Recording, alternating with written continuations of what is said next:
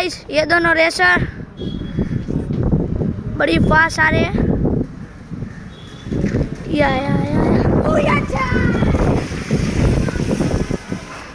और ये दोनों फ्री फायर के लौंडे।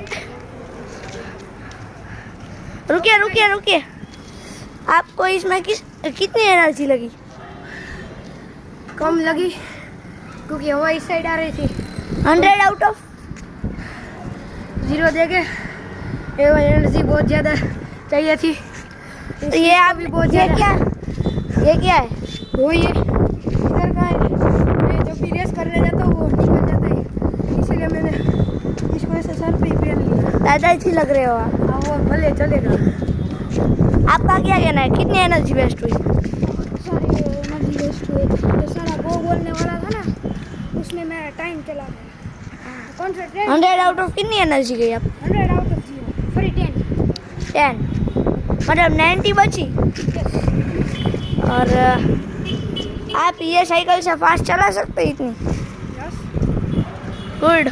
सो गाइस ये दोनों हमारे रेसर थे और आज हमारी वीडियो यहाँ पर ख़त्म होती है। Bye bye, thank you. कोई भी नहीं है, हम दोनों ने अपनी मेहनत की है, इसलिए विनर कोई नहीं है। मिलते हैं अगली वीडियो में।